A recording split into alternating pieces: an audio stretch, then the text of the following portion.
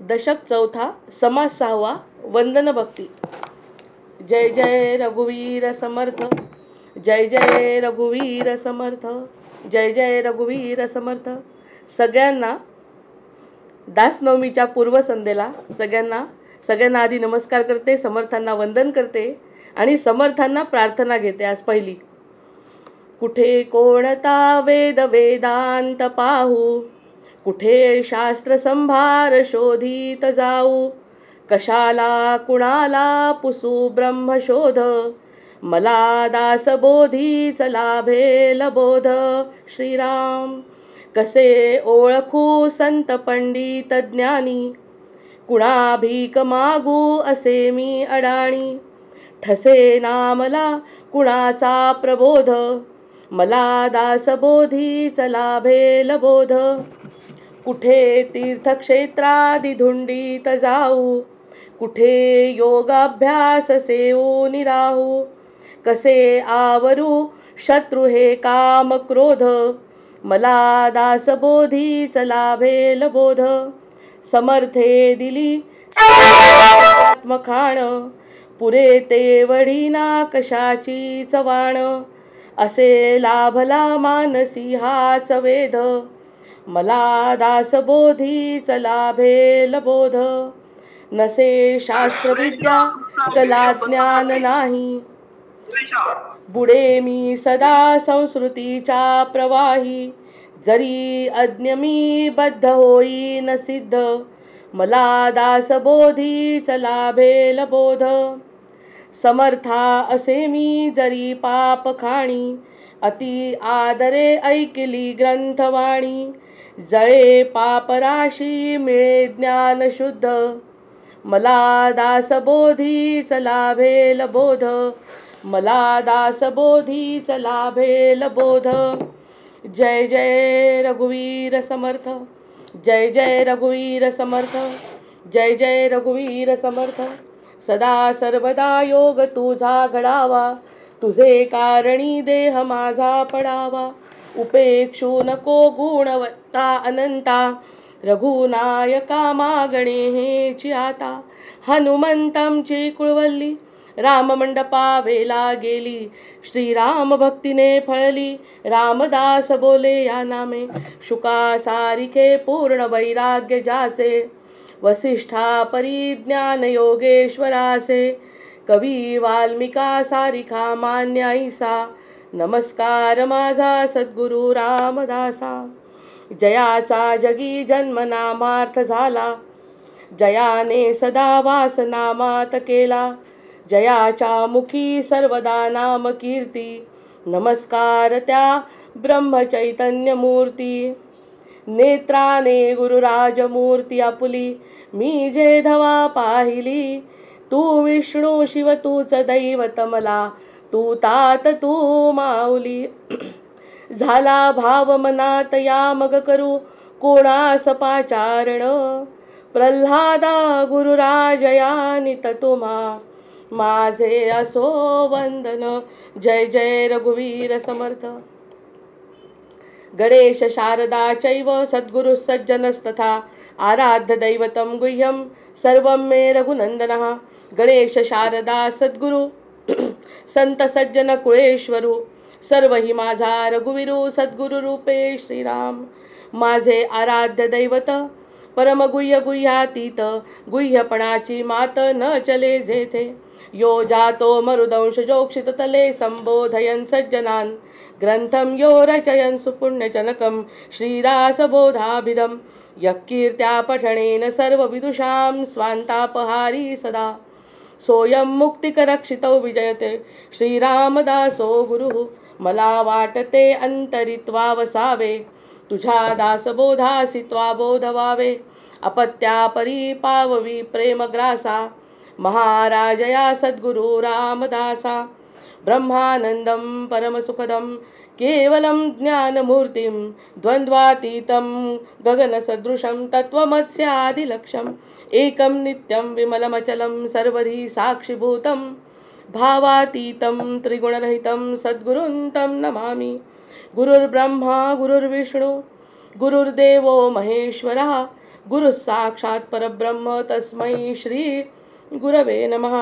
अनेन प्रियतां देवो भगवान् जानकीपतिः श्रीरामचन्द्र पूर्वेषामस्माकं कुलदैवतं श्रोता वक्ता श्रीराम समर्थ।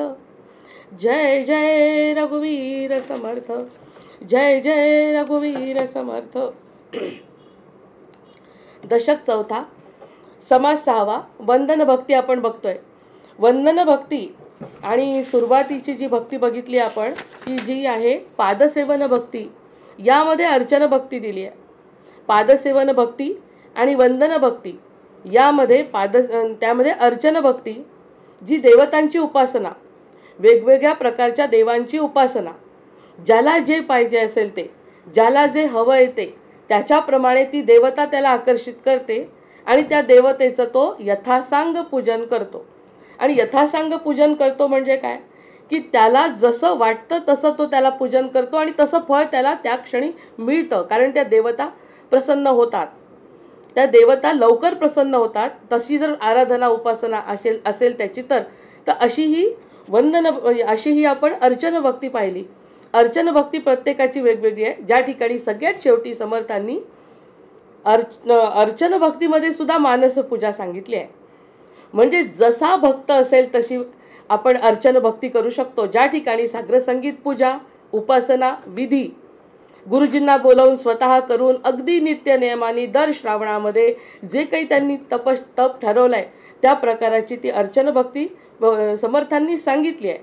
पण सगळ्यात शेवटी पुन्हा पादसेवन भक्ती आणि वंदन भक्तीच्या मध्ये त्यांनी सुरुवातीला जे सांगितलं त्याच्यानंतर शेवटच्या ओळीमध्ये त्यांनी सांगितलंय की आपल्याला मानस पूजा सुद्धा करता येते। मानस पूजेमध्ये सुद्धा सगुण रूपाची भक्ती करता येते, निर्गुणापर्यंत पोहोचता येतं। अशा प्रकारची मानस पूजा आणि माझ्या दृष्टीने जर मानस पूजा सगळ्यात महत्त्वाची आहे, कारण इतकं सगळं सागर संगीत पूजा करून सुद्धा जर त्यामध्ये मन नसेल आणि नुसती अपेक्षा असेल, कर्म करण्याची भावना आणि फळाची अपेक्षा, ह्यांनी जर मन त्या गोष्टीतच गुंतलं असेल तर ती भगवंतापर्यंत पोहोचणार नाही। फळ मिळेल त्या प्रमाणात फळ मिळेल, पण ते कल्याणकारी असणार नाही। म्हणजे मानस पूजा केली तर उपासनाही साधते आणि मनाची पूजा सगळ्यात महत्त्वाची आहे असं समर्थांना म्हणायचं आहे। त्यासाठी आपल्याला तीन दिवस लागले आहेत पादसेवन भक्ती संपवण्यासाठी। पादसेवन भक्ती संपणे अशक्य आहे, कारण पादसेवन भक्ती म्हणजे सद्गुरू समोर उभे राहिल्यानंतर जी काही भक्ती आपण करतो त्या सगळ्या प्रकाराला पादसेवन भक्ती म्हटल्या जात आहे। त्याच्यामुळे त्याला निरूपण संपणं शक्य नाही। आणि एका भागामध्ये अर्चन भक्तीचं निरूपण संपलंय, ह्यावरून आपल्याला लक्षात येत असेल की कुठे आपण थांबतो आणि कुठे आपण पुढे जातो, या सगळ्या गोष्टींचा विचार आपण त्या निरूपणात करू शकतो। तर त्याच्याच पादसेवन भक्तीमधली अर्चन भक्ती झाली। आता आहे वंदन भक्ती। वंदन करणे, वंदन जरी करायचं असेल आपल्याला, वंदन करणे नुसता हा काही कृत्रिम क्रिया नाही आहे। वंदन करणे हे कृत्रिमतेने जर केलं गेलं तर दुसऱ्या व्यक्तीपर्यंत तो नमस्कार पोहोचत नाही।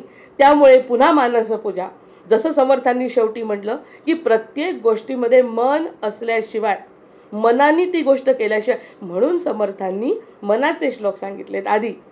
आता आपल्याला त्यांचा आपल्याकडून करून घेण्याची वृत्ती समजते की मनाची पूजा त्यांना जास्त अपेक्षित आहे। तुम्ही साग्र संगीत करा किंवा काही न घेता करा, पण त्या ठिकाणी मन हा अतिशय कॉमन फॅक्टर असला पाहिजे। म्हणून सगळ्यात सुरुवातीला मनाची उपासना सांगितली। आणि जर अर्चन भक्तीवर जर भर असता तर आत्माराम ग्रंथ झाला नसता, असं एक माझं स्वतःचं वैयक्तिक मत आहे। आत्माराम ग्रंथ होतोय म्हणजे अर्चन भक्तीमधला शेवटचा जो भाग आहे मानस पूजा, यावर निश्चितच समर्थांचा भर असला पाहिजे। म्हणजे पादसेवन भक्ती, अर्चन भक्ती कुणाकुणाला खरंच आवडतं। अगदी गोड श्रीकृष्णाला माझी मुलगी स्वतः इतकी सुंदर तिची पूजा करते, तिची पूजा बघण्यासारखी असते। तिची पूजा बघत असताना दुसरं माणूस तल्लीन होतं, तिची सासूबाई म्हणतात सुद्धा। अशा प्रकारची प्रत्येकाची एक वेगवेगळी आवड असते, तर ती सुद्धा भक्ती शेवटी मनापासूनच करत असल्यामुळे या सगळ्या गोष्टींना तितकं महत्त्व आहे। आता ही जी वंदन भक्ती आहे त्या वंदन भक्तीबद्दल समर्थ काय म्हणतात ते बघू। संदर्भ पादसेवन भक्तीचा आणि अर्चन भक्तीचा असल्यामुळे ही सहावी भक्ती आहे वंदन भक्ती। मागा झाले निरूपण, पाचवे भक्तीचे लक्षण। आता ऐका सावधान, सहावी भक्ती। प्रत्येक भक्ती केली पाहिजे असं नाही, ज्या भक्तीचा आपल्या जवळशी संबंध असतो, मागच्या जन्मीचं पुण्य असतं, त्या सगळ्या पुण्याप्रमाणे आपण त्या प्रकारची पूजा अर्चना करतो आणि भगवंताकडे आकर्षित होतो. आणि भगवंत कसा आकर्षित होतो हे जर कळलं तर या 9 पैकी कोणतीही भक्ती आपण केली तरी ती भगवंतापर्यंत पोहोचणार आहे. म्हणूनच त्यांनी 9 समाज दिले आहेत. मग आता जे मी सांगणार आहे ती 6वी भक्ती आहे. तिला म्हणतात आहे 6वी भक्ती ते वंदन. करावे देवासी नमन, संत साधू आणि सज्जन नमस्कारीत जावे. जे जे काही वंदन करायचं आहे, आपल्याला वंदन करायचं आहे. 6वी भक्ती म्हणजे वंदन करायचं आहे देवाला. सगळ्यात पहिल्यांदा देवाला नमन करायचं आहे, संत साधू आणि सज्जनांना नमन करायचं आहे आणि या सगळ्यांना नमन करीत करीत आपलं आयुष्य पुढे करायचं आहे. नमन करणं आवश्यक आहे. ह्यावर असं म्हणतो, याच्यात काय विशेष सांगितलं? आम्हाला लहानपणापासून सांगतात की नमस्कार करा. नमस्कार करा सांगणं वेगळं, नमस्कार करणं ऐकणं वेगळं आणि प्रत्यक्षात नमस्कार करणं वेगळं आणि मनापासून नमस्कार करणं वेगळं. या 4 संकल्पना आहेत. ऐकणं, त्याच्यानंतर सांगणं, त्यानंतर वाटणं आणि वाटून नमस्कार करणं. या ज्या संकल्पना आहेत त्याच्यातली सगळ्यात शेवटी पुन्हा 4थी मुक्ती जरी जसं म्हटलं तसा हा 4था भाग आहे. मनापासून नमस्कार करणे, मनापासून शब्द वापरणे, मनापासून कर्तव्य करणे, मनापासून कर्म करणे. या सगळ्या गोष्टी मनापासून असतील तरच त्या गोष्टीचं फळ मिळतं, अन्यथा त्या वाया जातात. न केलेलं बरं, अशा पद्धतीची ही गोष्ट आहे. त्यामुळे त्यांनी सांगितलं नमस्कार करावा. आमच्या शेजारी एक घर होतं, त्या घरी असे कंपल्सरी एक नियमच होता की उठले की आपल्यापेक्षा मोठ्याला नमस्कार करायचा. आता नसला घरात तरीही त्याला मनात विचार आणायचा आणि त्याला नमस्कार केला असं म्हणायचं. आम्हाला इतकं आश्चर्य वाटायचं. जेव्हा आपला ह्या गोष्टींवरती विश्वास नसतो तेव्हा असं वाटायचं काय नेहमीचंच आहे आपलं, करत असतील आपले हात नमस्कार. पण ती परंपरा ते लोक अजूनही पाळत आहेत. आता त्याचं महत्त्व वाटतं की कोणतीही गोष्ट जबरदस्तीने केली की नियमात बदलते आणि नियम ही शिस्त बनते आणि शिस्त म्हणजे मनाला आकर्षित करते आणि मन त्यामध्ये हळूहळूच आपोआपच नाही केला नमस्कार तर करमत नाही. म्हणजे त्या नमस्कारामध्ये सुद्धा मन गुंततं. म्हणजे कोणत्याही गोष्टीसाठी उपासना करायची आणि संत साधू सज्जन आपल्यापेक्षा मोठे सगळ्यांना नमस्कार करीत जावे ही 6वी भक्ती म्हटलं आहे. भगवंताला प्रसन्न करण्याचा हा अतिशय सोपा मार्ग आहे की ज्या ठिकाणी नतमस्तक होणे. नतमस्तक होणे इतकं सोपं नाही, हात जोडणे इतकं सोपं नाही. जितकं दिसतंय तितकं सोपं अजिबात नाही. तसा हात आपण कोणालाही जोडू, अगदी कोणालाही जोडू आपण हात, पण मनापासून जोडणार नाही. म्हणजे मन त्या ठिकाणी केंद्रित करायचं आहे, मग ती होते भक्ती. सूर्यासी करावे नमस्कार, उठल्या उठल्या सूर्याला नमस्कार करावा. देवासी करावे नमस्कार, सद्गुरूस करावा नमस्कार, साष्टांग भावे. आपलं साष्टांग, आपले 8 अंगांनी आपला नमस्कार भगवंताला सूर्याला करावा. किती आनंद मिळत असेल या सगळ्या गोष्टी समर्थांनी सांगाव्या आणि आपण कराव्या. केव्हा? जेव्हा आपल्याला ते पटतंय तेव्हा जर त्या गोष्टी केल्या गेल्या साष्टांग भावानी नमन तर त्या ठिकाणी कशाचीच गरज राहत नाही, कोणत्याही उपचाराची गरज नाही. फक्त 2 हात आपले जे आहेत ते जोडायचे आहे, आपल्या हृदयापासून नमस्कार करायचा. साष्टांग नमस्काराचा अधिकारू, नाना प्रतिमा देवगुरु, अन्यत्र नमनाचा विचारू, अधिकारे करावा. आता समर्थ म्हणतायत की अधिकार असेल तर नमस्कार करावा. असा भक्तियुक्त नमस्कार कुणालाही करावा. पण भक्तियुक्त नमस्कार जर करायचा असेल, ज्या ठिकाणी आपलं मन आहे त्या ठिकाणी अधिकाराप्रमाणे नमस्कार करावा. कारण साष्टांग नमस्काराचा अधिकार आहे. अधिकार कुणाला आहे? नाना प्रतिमा देवगुरु, नाना प्रतिमा देव गुरु. पण अन्यत्र जर कुणाला नमस्कार करायचा असेल असा मनापासून तर अधिकाराचा विचार करावा. कारण अधिकार असल्याशिवाय त्या लोकांना नमस्कार करू नये. मनापासून हात जोडायस हरकत नाही. 56 कोटी वसुमती मध्ये विष्णुमूर्ती असती, तयास नमस्कार प्रीती साष्टांग घालावे. ज्यांच्याकडे 56 कोटी वसुमती म्हणजे ज्या ठिकाणी देवाची पूजा अर्चना होते. आता सावरगावचं तीर्थक्षेत्र जर आपण गेलो त्या ठिकाणी तर आपल्याला वाटतंय नुसती मूर्ती आहे. म्हणजे एखादं जे तीर्थक्षेत्र मी बघितलेलं त्यावर बोलली. मी सांगितलं निरूपण जो करतो त्या वक्त्याचे विचार त्या ठिकाणी व्यक्त होत असतात. ऐकणाऱ्यांजवळही पुष्कळ ज्ञान असतं, पण वक्ता बोलत असल्यामुळे त्या गोष्टी त्याला आठवतात. तर त्या ठिकाणी त्यांनी सांगितलं नुसतं नमस्कार, 4ही वेदांच्या मूर्ती, 4ही वेद एकत्र आणि मध्ये शिवाची पिंड अशी मूर्ती आहे. पण अशी मूर्ती आहे, नुसती मूर्ती आहे म्हणून नमस्कार केला तर काही कळतच नाही. केलेला नमस्कार तिथपर्यंत पोचत नाही, आपल्याला काही वाटत नाही. तिथे जर आपण अर्धा तास थांबलो आणि त्याचा अधिकार जर ऐकला, त्या मूर्तीचा कशी प्रतिष्ठापना झाली, हे सगळं जेव्हा ऐकलं, तो अधिकार जेव्हा कळतो, त्यावेळी जो केलेला नमस्कार असतो तो किती भव्य दिव्य प्रमाणात आपण मनापासून केलेला असेल. कारण ती मूर्ती स्वप्नात येऊन कोणाला तरी दिली आणि या ठिकाणी गोदावरी तीरी गोदा काठचा योगी राहतो असं त्या वामन शास्त्रींना सांगितलं. किती मोठी परंपरा आहे. या गोदावरीच्या तीरी ही एक मोठी कादंबरी लिहिली आहे त्या ऋषींवर, की गोदा तीरी राहतो. हे काही जुनी व्यासांची गोष्ट नाही आहे. व्यास पुराण जे म्हणतो 18 पुराणं तशी नाही, आपल्यासारख्यांनी पाहिलेली परंपरा आहे. स्वप्नामध्ये आले, ह्यांनी कुणाला सांगितलेलंही नव्हतं की मी घर सोडतोय, कुठे जातोय माहिती नाही, निघून गेलेले आहेत वनामध्ये. आणि त्या वनामध्ये त्या वामन शास्त्रींना दुसरीकडच्या नांदेडच्या त्यांना स्वप्नामध्ये स्वतः भगवंत म्हणजे रुद्रावतार आला आणि त्यांनी सांगितलं गोदावरीच्या तीरी एक योगी राहायला आलाय, त्या ठिकाणी मला नेऊन दे. म्हणजे सापडली त्या आणखीन अनोळखी व्यक्तीला, नेऊन दे त्या गोदावरीच्या तीरी. कोण राहतं एवढ्या अंधारामध्ये, एवढ्या घनदाट जंगलामध्ये कोण राहतंय, कोणाला माहीत नाही. जंगल तुडवत तुडवत तो व्यक्ती ती मूर्ती घेऊन आला, तर त्या ठिकाणी हे बसलेले सापडले. म्हणजे हे दोघांनी राहायचं ठरवलं होतं, जिथे साप होते जिकडे तिकडे, अशा घनदाट जंगलामध्ये हे दोघं जण राहत होते. त्या ठिकाणी त्यांनी ती मूर्ती दिली. म्हणजे स्वयंभू मूर्ती, स्वतः भगवंतांनी दिलेली मूर्ती. असं जेव्हा त्याचं थोडंसं काही ऐकलं, बापरे, असं वाटतं किती किती मोठी परंपरा आपल्याला लाभली आहे. अशी ही जी मूर्ती आहे, मग ही जी मूर्ती आहे 56 कोटी वसुमती, मग या 56 कोटी काय 33 कोटी काय सगळे देव त्या ठिकाणी येतील ना, जर स्वतः स्वप्नातून दिलेली जी भगवंताची मूर्ती आहे. जसं चाफळची राममूर्ती, सगळं रामाचं मंदिर निर्माण झालं संपूर्ण. आणि किती विश्वास स्वतःवर समर्थांना, किती विश्वास. पूर्ण मंदिराचं बांधकाम सगळ्या गावकऱ्यांच्या हाताने केलं आहे. चाफळचं सगळ्या लोकांना कामाला लावा, विटा लावा आणि जे काय माती आणा, आणि सगळ्यांनी भिंती बांधल्या, मंदिर झालं. मूर्तीचा पत्ता नाही आहे. आणि इतका पैसा पण पूर्वीच्या काळी कोणाजवळ नसायचा की पटकन जाऊन खरेदी करायची आणि मूर्तीची स्थापना करायची, असं काही नाही. विश्वासाने चाफळचं मंदिर उभारलं आहे. आणि लोकांना आश्चर्य वाटायचं की आता उद्यावर आलाय रामाची प्रतिष्ठापना करायची, मूर्ती कुठे. रात्री अचानक समर्थांचे अंग शहारले, त्यांची शेंडी वर झाली आणि त्यांचे अंगांग रोमांचित झाले. सुगंध आला आणि ह्या सुगंधातून त्यांना जी स्वप्नामध्ये दिसलं की या ठिकाणी माझी मूर्ती आहे ती घेऊन ये, त्या अंगाई देवीची आणि रामाची मूर्ती त्यांना त्या नदीमध्ये सापडली. इतका हा विश्वास. ह्या सगळ्या गोष्टी जर सांगितल्यात नाहीत नुसत्या, या प्रत्यक्ष घडलेल्या मूर्ती आहेत. मग अशा ठिकाणी देवांचं वास्तव्य नसेल कशावरून. मग ह्या सगळ्या गोष्टी लक्षात घेऊन मध्ये विष्णुमूर्ती जे काही त्यांचं पंचायत नसेल ते तयास नमस्कार प्रीती अनुभव आहे. जसं मागच्या वेळेस आपण पादसेवन भक्तीमध्ये सांगितलं, विज्ञानामध्ये प्रमेय आणि सिद्धता पाहिजे. विज्ञान सुद्धा मानत नाही, नुसतं प्रमेय मांडत नाही, प्रमेयासोबत सिद्धता असते. प्रत्येक विद्यार्थी सिद्ध करतात तो प्रमेय, तो सिद्ध झाला तर प्रमेयाला महत्त्व आहे. मग या ठिकाणी सुद्धा सिद्धता आहे.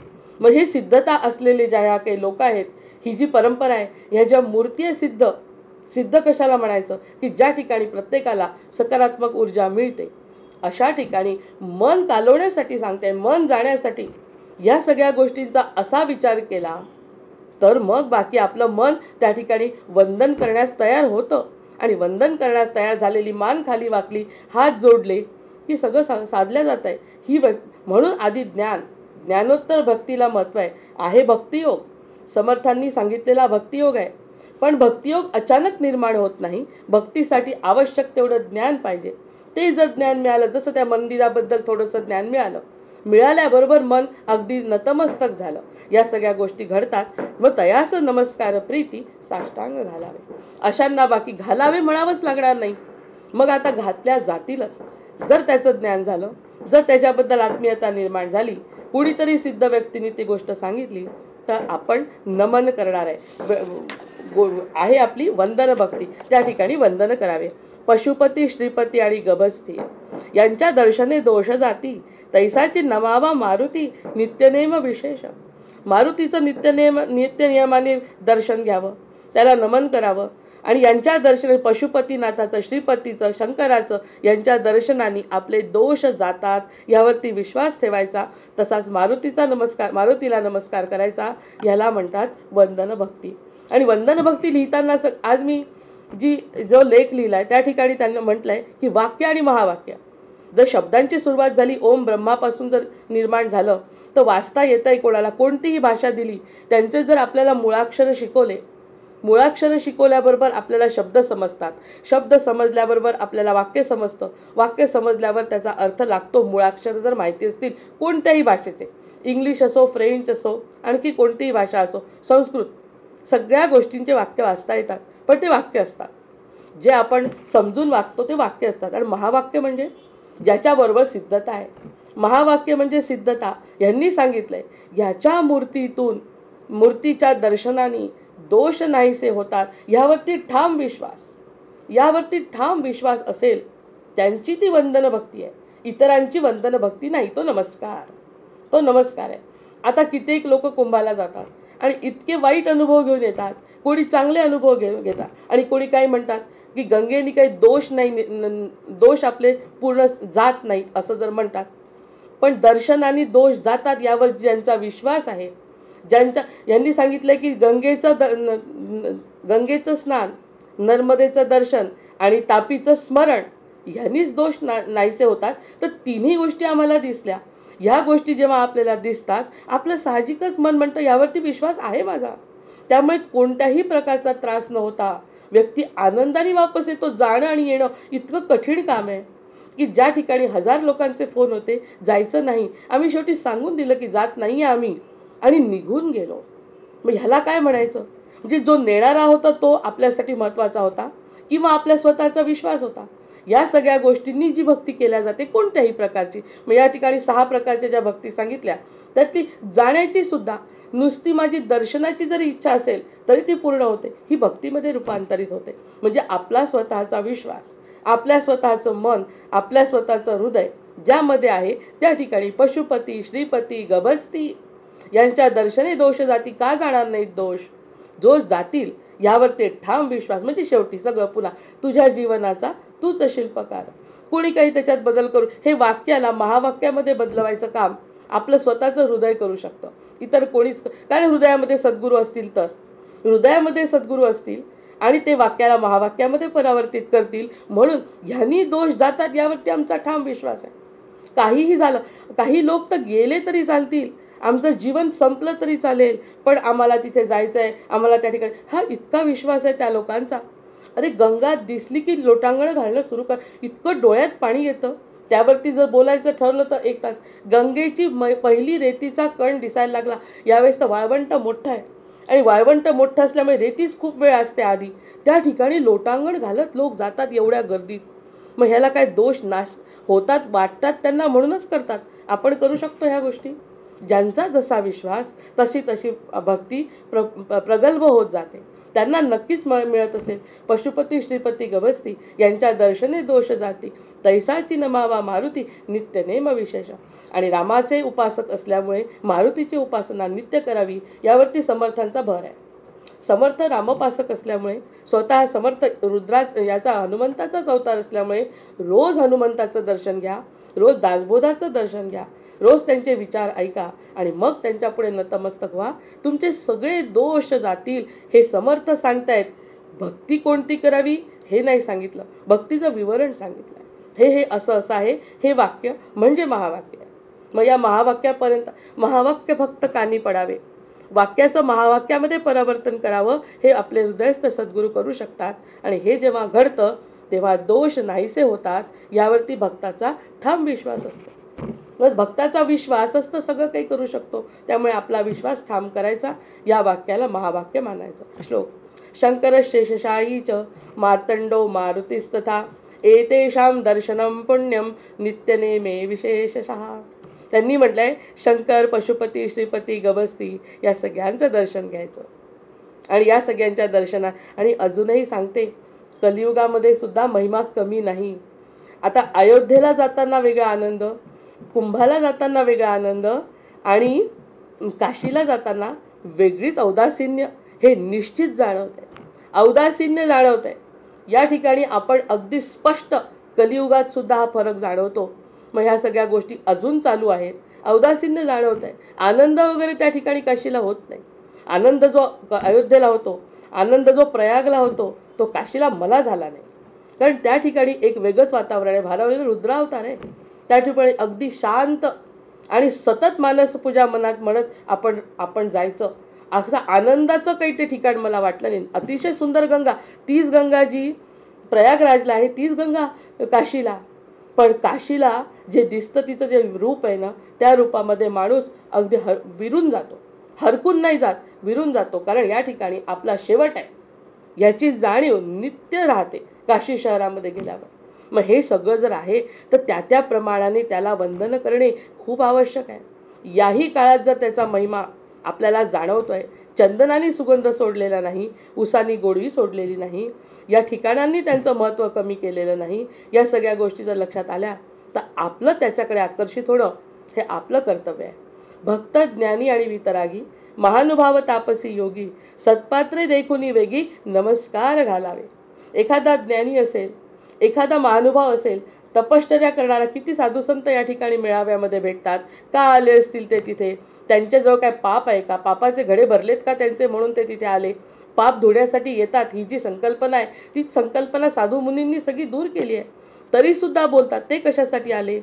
ते स्वतःचं पुण्य खर्ची करण्यासाठी आले, की इतर लोक जे येतील त्यांना या आमचं पुण्य त्यांना मिळावं या गंगेच्या द्वारे. हा कुणीच कसा विचार करत नाही.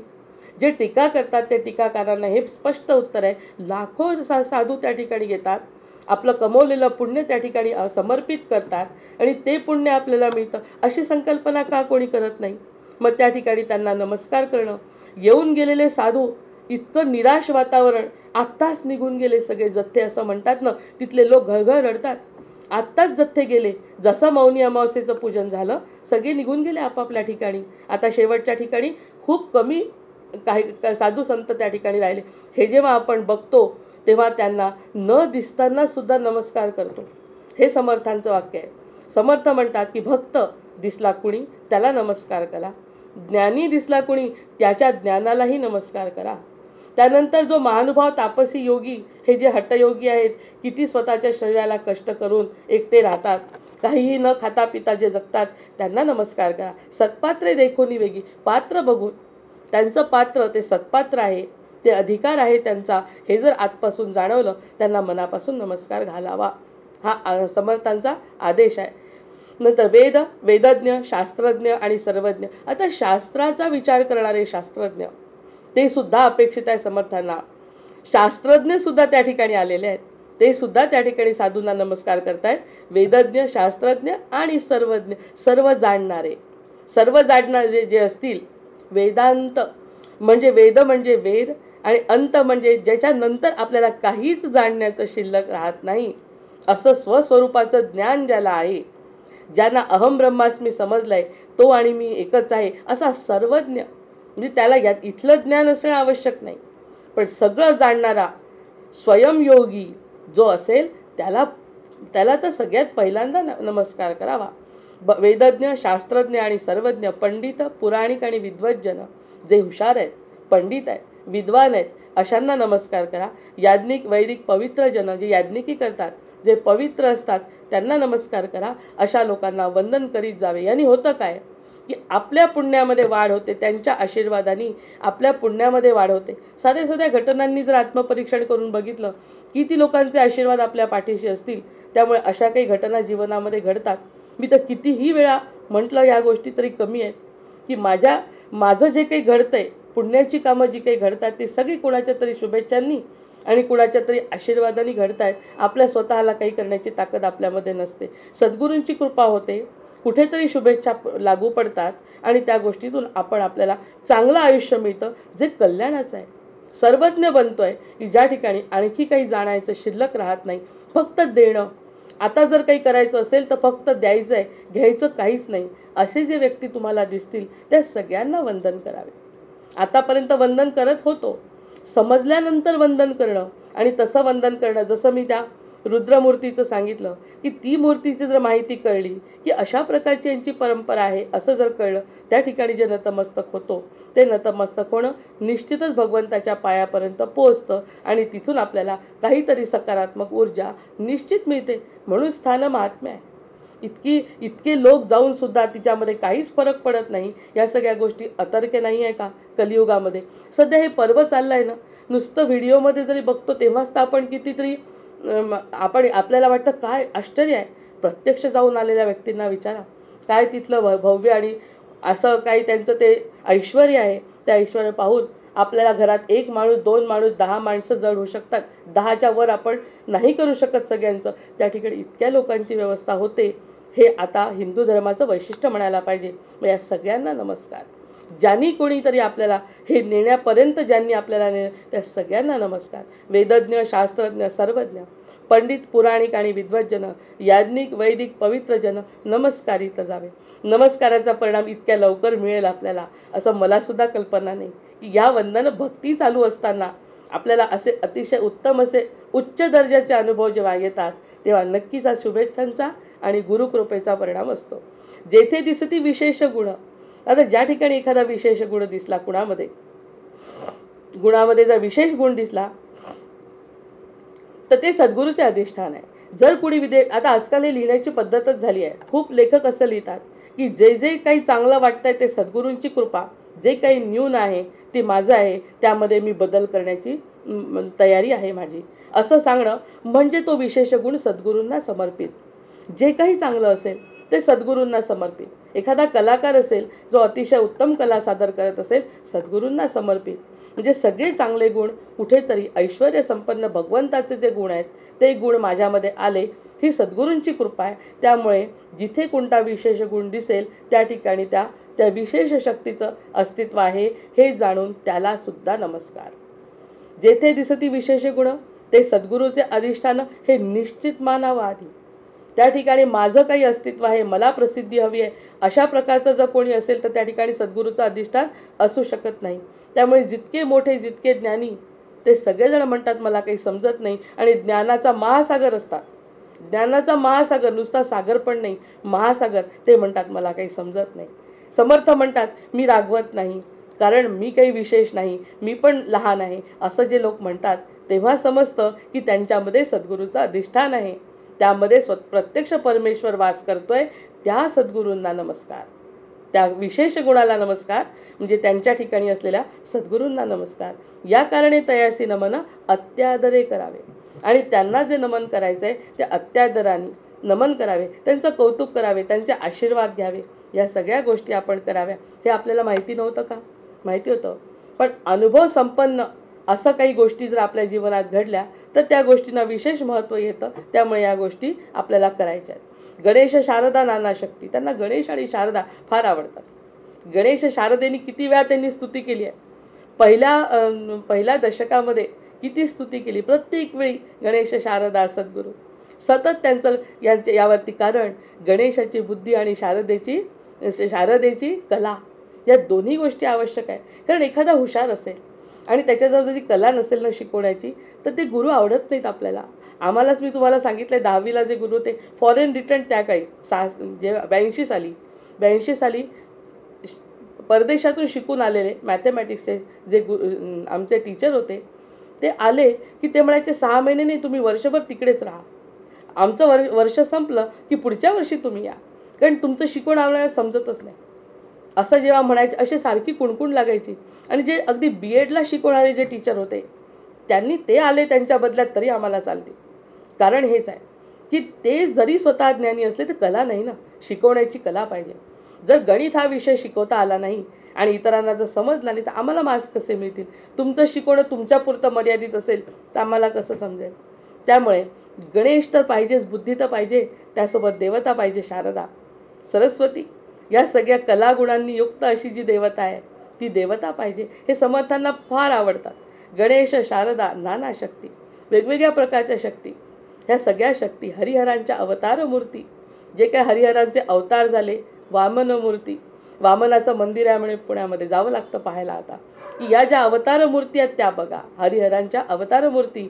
नाना देव सांगो किती पृथकाकारे. किती सांगू? वेगवेगळ्या प्रकारचे देव आहे, वेगवेगळ्या प्रकारचे त्यांचे अवतार आहे, वेगवेगळ्या प्रकारचं त्यांचं कार्य आहे. त्या कार्यांना, त्या कार्यांसाठी आलेली ती शक्ती, त्या शक्तीला वंदन. प्रत्येक ठिकाणी विशेष शक्ती जर कुठे जागृत होत असेल तर त्या विशेष शक्तीला नमन.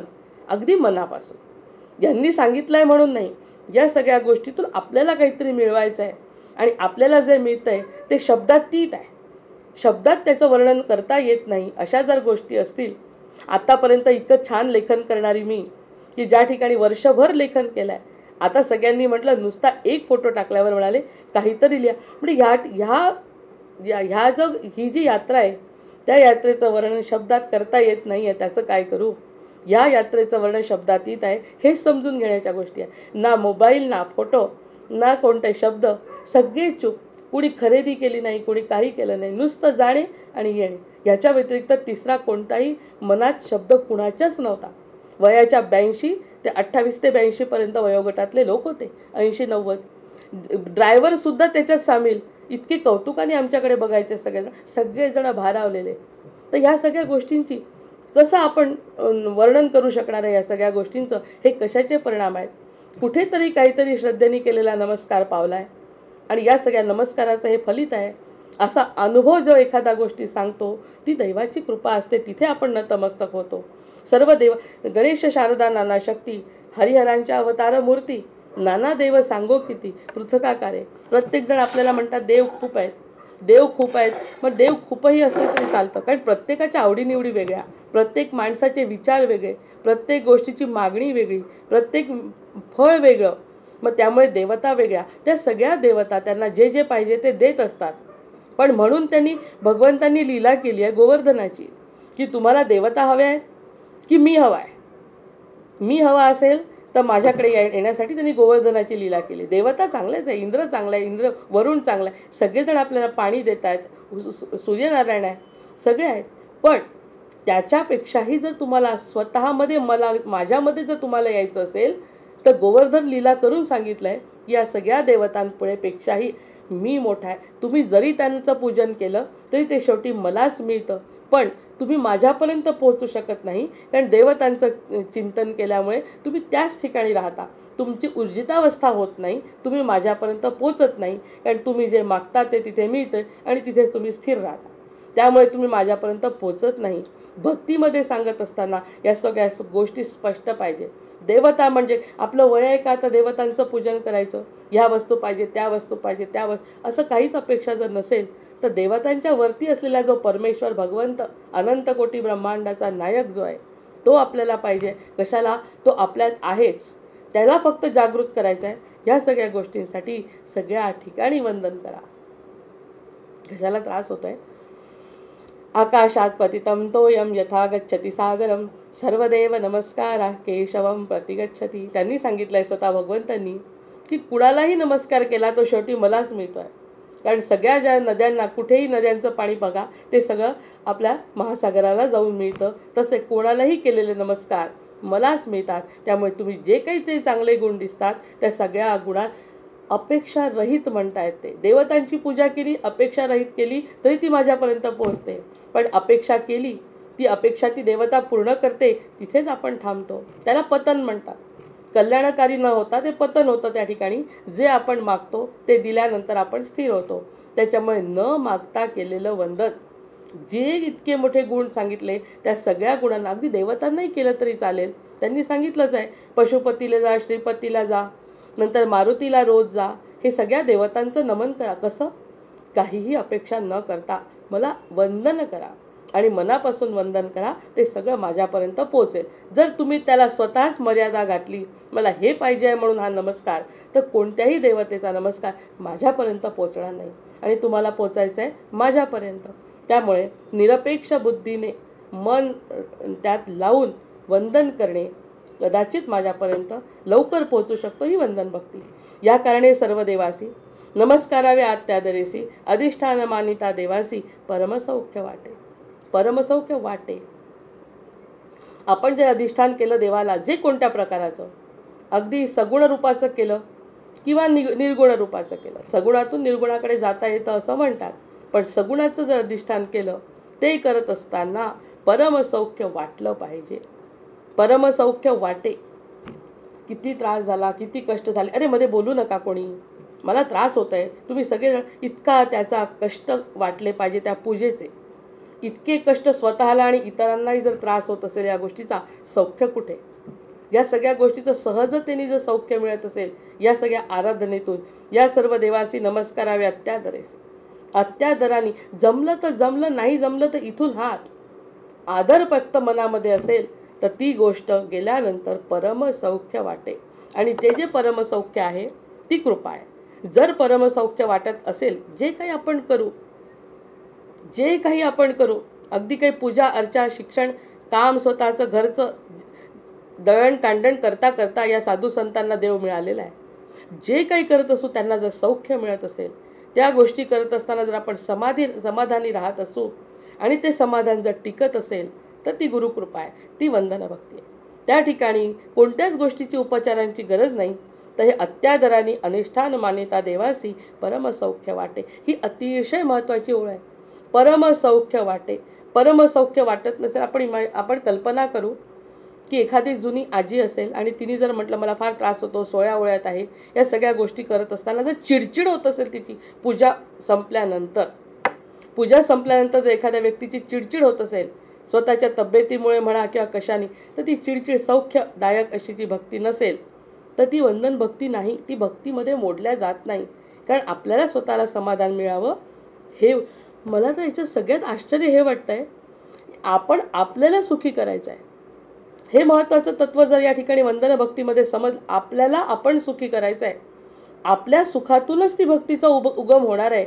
आपल्याला कोणत्याही प्रकारचा त्रास न होता सुख समाधान मिळत असेल तो त्यांनी निकषच दिलाय, सौख्य वाटे. सौख्य वाटत नसेल तर ती भक्ती नाही. आणि सौख्य वाटत असेल कुणाला, ना बाकीच्यांना ना इतरांना की कोणाला सांगायचंय तुम्हाला सौख्य वाटलं का, तुम्हाला सौख्य वाटलं का. सौख्य माझ्या मनात आहे, मग माझ्या मनासारखं करायचं. इतकं साधी गोष्ट आहे, अतिशय सहज आहे. मला जे वाटतं ते करते, मला जे आवडतंय ते करते, मला जे झेपतं ते करते. हे केल्यामुळे मी तर असा काही अर्थ त्या ठिकाणी अपेक्षित नाही. म्हणजे मला जे आवडतं ते मी करणं, इतकी साधी गोष्ट सुद्धा आपल्याला जमत नाही. म्हणून ती भक्तीमध्ये मोडल्या जात नाही. मला आवडतंय, मला समाधान मिळालंय, मी समाधानी आहे, संपलं. मी समाधानी म्हणजे माझा देव समाधानी. आणि म्हणूनच या सगळ्या गोष्टी नंतर सकारात्मक जीवनामध्ये घडतात. जर मीच अज्ञानी असेल, मीच असमाधानी असेल, तर तो समाधान असलेला सच्चिदानंद रूपचा जो भगवंत आहे तो आपल्याकडे कसा आकर्षित होईल. त्याचा जो अंश आहे तो आधी समाधानी पाहिजे. आणि तो सौख्य वाटत असेल असे जर वंदन केलं तर सौख्य वाटते. हा सिद्धांत आहे. सौख्य वाटतंय का आपल्याला, हा विचार जर केला, मी स्वतःच विचार करते या गोष्टीवर. किती वेळा पूजा केली, किती वेळा कमळाचं फूल मिळालं नाही देवीला म्हणून चिडचिड राग. जर नवऱ्याने ते फूल आणलं नाही तर त्याच्यावर राग. मी सांगितलं होतं शुक्रवारची माझी पूजा आणि कमळाचं फूल पाहिजे, तुम्ही आणलं नाही, गेला दिवस वाया. त्यांच्यावरही आपल्यावरही सगळ्यांवरही चिडचिड होते. तर ते सौख्य नाही. हे जे घटना घडल्या आहेत ना जीवनामध्ये, त्या घटना का घडल्या, कारण आपण स्वतःला ओळखतच नाही. देवाला काय हवंय हे आपल्याला आवडतंय ते. मग अशा गोष्टी समजूतदारीने घेतल्या तर परमसौख्य वाटे ही सिद्धता. विज्ञान सांगतंय की एक प्रमेय मांडलंय की वंदन भक्ती करा आणि वंदन भक्तीचा सिद्धांत शेवटचा आहे की सौख्य वाटे. मग आपल्याला सौख्य वाटत असेल, ते टिकत असेल तर ते भगवंतापर्यंत पोचलं हे निशंकपणे मानायला हरकत नाही. देवदेवाची अधिष्ठान आहे, सत्पात्रे सद्गुरूची स्थाने, या कारणे नमस्कार करणे उभय मार्गी. यांना दोघांना उभय मार्गाने सद्गुरूंना नमस्कार करून भगवंताला नमस्कार करून सद्गुरूंना उभय मार्गाने, हा आधी का तो आधी, तो आधी का हा आधी, हा वादच नाही. या दोघांनाही उभय मार्गाने आपण जाऊ शकतो. आणि या पद्धतीने आपण वंदन भक्ती करा. नमस्कारे लीनता घडे. काय घडतंय नमस्काराने? नमस्कार जेव्हा करतो तेव्हा आपल्यामध्ये लीनता येते. आपण वागतो, आपण नम्र होतो, थोडक्यात आपण शरण जातो. तसं आपलं डोकं आपण खाली करू शकत नाही. अभिमानी ताठ माणूस डोकं खाली वाकवू शकत नाही. कुणी बघताय का म्हटल्यावर सुद्धा करणार नाही. कशाला? कीर्तनामध्ये टाळ्या वाजवणं, कीर्तनामध्ये रमून जाणं नाही. आम्हाला दाखवायचं नाही ह्या गोष्टी दाखवण्यात सुद्धा कमीपणा वाटतो. मग नमस्कारे लीनता घडते. मुळात लीनता येते की आपल्याला ह्या गोष्टी करायच्या आहेत, आम्ही त्यांच्यापेक्षा कमी आहे, ते काहीतरी श्रेष्ठ आहेत, ही भावना. नमस्कारे विकल्प मोडे. मनामध्ये विकल्प आला होता, असं होईल का, तसं होईल का. बुद्धी निश्चयात्मका नसते. बुद्धी सतत संकल्प आणि विकल्प करत असते. संकल्प म्हणजे नमस्कार करायचा, विकल्प म्हणता काय मिळालं नमस्कार करून, वर्ष झालं मी नमस्कार करते, वर्ष झालं मी मारुतीला जाते, काय मिळतंय मला, हा जर विचार आला विकल्प, तो विकल्प मोडला जातो नमस्काराने. आणि विकल्प जर मोडला जात नसेल तर तो नमस्कार पोहोचला नाही. प्रत्येकाची सिद्धता, विकल्प जर मोडला गेला नाही, दृढता जर झाली नाही, निश्चय जर झाला नाही बुद्धीचा, आणि मन जर समाधानी झालं नाही, तर ती आपली वंदन भक्ती सार्थकी लागली नाही. मग त्यांनी म्हटलं नमस्कारे विकल्प मोडे. सगळे सिद्धांत मांडलेत. विज्ञान हा शब्द एक टाकला त्यांनी पादसेवन भक्तीमध्ये, किती वेळ लागला होता ती गोष्ट सांगताना. त्याचे हे सगळे सिद्धांत महावाक्य कसे, नमस्कारे विकल्प मोडे. नाही मोडला आमचा, वर्ष झालं, मग तुमची भक्ती झालीच नाही ना. ते खोटं आहे असं नाही, महावाक्य खोटं नाही. वाक्य खोटं असू शकतं, सत्य असत्य हे वाक्य असू शकतं, महावाक्य नाही. मग त्यांनी समर्थांनी महावाक्य वेदांताचं सार काढून आपल्या समोर सांगितलं आहे. मग त्या ठिकाणी लीनता नसेल, शरणागती नसेल, कसं पावेल आपल्याला देव. नमस्कारे लीनता घडे, नमस्कारे आणि हे सगळं सांगितल्यानंतर शेवटी जो आत्माराम सांगितला आहे, त्या आत्मारामध्ये या सिद्धतेची अनुभूती आहे. जसा अमृतानुभव ग्रंथ ज्ञानेश्वरांनी लिहिला, तसा काहीसा असा अनुभव आत्मारामामध्ये घेणार आहे. म्हणजे सुरुवातीला मनाला कचाट्यात आणायचं, मग हे सगळे प्रकार शिकवायचे, काय करायचं काय नाही करायचं, आणि जर ते नसेल घडत तर काय म्हणायचं मनाला, हे सगळं शिकवलं. आणि त्यानंतर ही सिद्धता करून सांगितलेले मंत्र, एक एक वाक्य म्हणजे मंत्र आहे. आणि या वाक्याची मंत्राची सिद्धता जर नसेल झाली तर आत्माराम वाचून काय फायदा आहे. आणि ते सोलीव सुख वाचून काय फायदा आहे. सोलीव सुख संपवलं ना आपण पादसेवन भक्तीला 2 भागामध्ये. तर त्या सोलीव सुखाला काय अर्थ आहे. कुठेतरी काहीतरी सोन्याचा गोळा पुढे ठेवला आहे, हे जेव्हा सांगतो तेव्हाच माणूस त्या गोष्टी करतो ना. मग हे गोष्टी करत असताना विकल्प जर मोडला गेला नाही तर ती वंदन भक्ती झालीच नाही ना. म्हणजे त्यांनी स्पष्ट सांगितलं, नमस्कारे विकल्प मोडे, नमस्कारे सख्य घडे. नमस्काराने मी जर कुणाला नमस्कार केला, मी जर वंदन केलं तर सख्य भक्ती आहे, की त्याचं आणि आपले ऋणानुबंध आहे. भगवंताचे रे दयाघना तू आणि मी, या ऋणानुबंधाच्या गाठी असं वाटतं जेव्हा त्याच्यापुढे आपण नतमस्तक होतो. मिलन घडते दोघांचे हीच कल्पना थोर, रहस्य कळते या मायेचे जीवन हे अनमोल. आपल्या दोघांचं मिलन होतं असं जे वाटत असतं, ती कल्पनाच मुळात खोल आहे. स्वर्ग नरक कल्पना मनाच्या क्षणात विरला भार. स्वर्ग आणि नरक कल्पना या मनाच्या आहेत, त्या विरल्या तर तो भार नाहीसा होतो. मग दोघांचं मिलन होतं म्हणजे काय, या ठिकाणी जे मिलन घडतं ते माईक आहे. मुलाचं असो, आईचं असो, पती पत्नीचं असो, ते मिलन माईक आहे. आपलं जे मिलन आहे आत्म्याचं परमात्म्याशी, जीवाचं शिवाशी मिलन, ते खरं मिलन आहे. मग तिथे द्वैत आहेच कुठे, तो आणि मी वेगळा नाही. हा जो एक संकल्प आहे मोठा, तत्वमसी. म्हणजे गीतेमध्ये 3 भागामध्ये तेच सांगितलंय. कोणत्या भागामध्ये त्वच सांगितलंय, कठेमध्ये तत् सांगितलंय, आणि मसीचा हे 3 भाग त्यांनी 6-6 भागामध्ये जसं विभाजन करून समजावून सांगितलंय. ते जे सांगत असताना नमस्कारे सख्य घडतंय म्हणजे कुणाचं सख्य घडतंय, त्याचं आणि माझं. ज्याला मी नमस्कार करते त्याचं, म्हणजे जो नमस्कार करतो तो आणि मी अद्वैत 2 आहेत. जीव आणि शिव अर्थातच वेगळे आहे, पण तो जीव हा शिवाचा अंश आहे, म्हणजे तो आणि मी वेगळा नाही हे कळणं, हे सख्यत्व म्हणजे तो अद्वैत सिद्धांत कळण्यासारखं आहे. हे महावाक्य कळण्यासाठी या माईक गोष्टींच्या वर विचार करावा लागतो, तरच ती वंदन भक्ती कळेल. नाही तर ह्या गोष्टींमध्ये हे नियम लागू होत नाहीत. नियम लागू होत का नाहीत, प्रत्येक वेळी ती अनुभूती का येत नाही, कारण आपण स्वतःला काहीतरी वेगळं समजतो. ते वेगळं जर समजलं तर सख्य कसं घडेल. मी कुठेतरी समर्पण केल्याशिवाय तो दुसरा व्यक्ती आपला सखा कसा बनेल. या सखा बनण्यासाठी समर्पणाची भावना जी आहे ती भावना घडते, सख्य घडे. म्हणजे हे महावाक्य झाले की नाही 4. परमसौख्य वाटे 12वी ओवी. परमसौख्य वाटे सगळ्यात पहिला नियम, की मला सौख्य वाटलं पाहिजे, मला समाधान मिळाला पाहिजे, माझा आनंद टिकला पाहिजे, माझा आनंद इतर गोष्टींवर अवलंबून नसला पाहिजे, डोळे जरी रडत असले तरी आतून मी शांत असली पाहिजे. हे सगळं सौख्य घडत असेल तर ती भक्ती घडली असं म्हणू शकतो. हा सिद्धांत पहिलं महावाक्य. देवदेवाची अधिष्ठाने, नंतर नमस्कारे लीनता घडे. लीनता आली असेल तरच ते शक्य आहे. मी मी मी मी मीच पूजा केली, माझं वस्त्र छान, काहीही त्यामध्ये कितीही विचार वेगवेगळे असू शकतात. लीनता नसेल तर ती घडते, लीनता घडते, व्हायला पाहिजे. लीनता नसेल तर ती वंदन भक्ती नाही. नमस्कारे विकल्प मोडे, अजूनही मला कसा पावत नाही. 2 वर्ष झाले बिल्वपत्र वाहते आहे, लाखोली वाहते बेलाची. तिथे जाऊन आणते, मी काही विकत नाही घेत. मी तिथे जाते, त्या झाडाचं तोडते, ते घरी आणते. 2 वर्ष, 3 वर्ष, 5 वर्ष झाले, अजूनपर्यंत मला काही तशी अनुभूती नाही.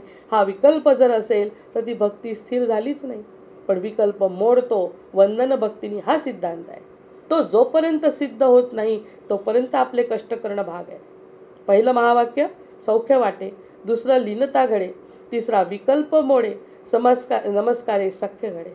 सख्य घडतं, घडत नसेल तर दोष आपला आहे. नंतर सत्पात्रा उभय मार्ग, सत्य घडे नाना सत्पात्रांशी. नाना सत्पात्र आहे, एकच म्हणून नाही. कुठे तुमचं मन जिथे स्थिर होत आहे त्या सत्पात्रातून मिळालेला आशीर्वाद आणि सकारात्मक ऊर्जा, या सगळ्या गोष्टी वंदन भक्तीतून घडतात. आणि घडत नसतील तर याच्यावरती आपण चिंतन करू शकतो. या जर गोष्टी घडत नसतील, अजूनही स्थैर्य नसेल मनाला, तर ह्या गोष्टी कशा घडतील बरं? हा महत्त्वाचा सिद्धांत आहे. जोपर्यंत मला ती विष्णूंची गोष्ट काही केलं आठवत नाही, प्रत्येक वेळी ती गोष्ट मला सांगायची असते की ज्या ठिकाणी नारदांवर पूर्णपणे विश्वास विष्णूंचा होता, ती गोष्ट जी आहे ती मला आठवतच नाही. मी आठवणार आहे पण एखाद दिवशी. आणि ह्या सगळ्या गोष्टी करत असताना हे सगळे महावाक्य आपल्याला अनुभवाला आले पाहिजे. आणि अनुभवाला येतील हे सत्य आहे. या सत्यावरती विश्वास आपण ठेवायला पाहिजे. नमस्कारे सिसा परता नाही, 5 ओळी वाचते फक्त. सिसा परता नाही दंड, ऐसे बोलती उदंड, या कारणे अखंड देव भक्त वंदावे श्रीराम.